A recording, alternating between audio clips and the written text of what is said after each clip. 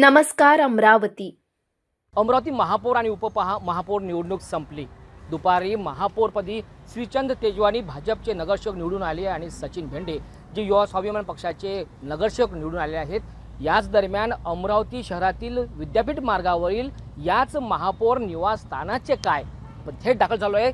महापौर निवासस्थान जे 14 फेब्रुवारी 1996 रोजी याच निवासस्थानाची निर्मिती करण्यात आली होती आणि या ठिकाणी सुशोभीकरण सौंदर्यीकरण करून मोठ्या आनंदात हे निवासस्थान सज्ज झालं होतं। मात्र आता हेच महापौर निवासस्थानाची दुर्दशा आपण पाहत आहात। एकीकडे आजच महापौर निवडणूक संपली, महापौर पदावर श्रीचंद तेजवानी भाजपचे नगरसेवक निवडून आले, मात्र याच महापौर निवासस्थानाची दुर्दशा आपण पाहत आहात। पुन्हा यापूर्वी सुद्धा आमची विदर्भ मतदारची टीम या ठिकाणी दाखल झाली होती, दुर्दशा कॅमेऱ्यात कैद केलं होतं। आता पुनश्च निवडणूक संपल्यावर सौंदर्यीकरण पूर्ण झालं काही पाहणी करण्याकरता आपण दाखल झालो आहेत।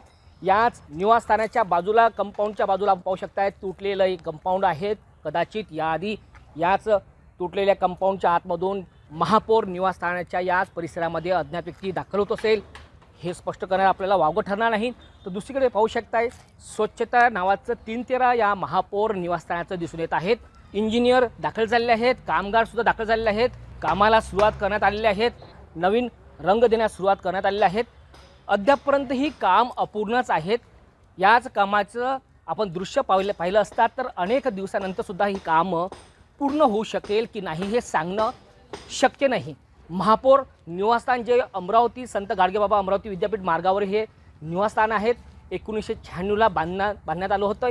आता निवडणूक संपल्यानंतर सुद्धा निवासस्थान दुर्दशा आणि संपूर्ण जंगल सदृश्य दृश्य आपण पाहू शकता। हे दृश्य पुन्हा आमच्या कॅमेऱ्यामध्ये कैद होत आहेत। महापौर निवासस्थानाच्या बाजूला खरोखरच संरक्षण आहेत का या विदारक दृश्यावरून आपण स्पष्ट म्हणू शकतोय। तुटलेले संपूर्ण अँगल्स लोखंडी संपूर्ण आपण पाहू शकताय आणि पाण्याची त्याची टाकीसुद्धा वेगळ्याच परिस्थितीत दिसत आहेत। लोखंडसुद्धा सळाकी बाहेर पडलेले आहेत। लक्ष नसेल, संरक्षणही नसेल आणि पूर्णतः दुर्लक्ष झाल्याचं या ठिकाणी दृश्यावरून आपण स्पष्ट म्हणू शकतोय। बाहेर याच निवासस्थानाच्या बाहेर पाहू शकताय जंगल सदृश्य परिस्थिती आपण पाहू शकताय।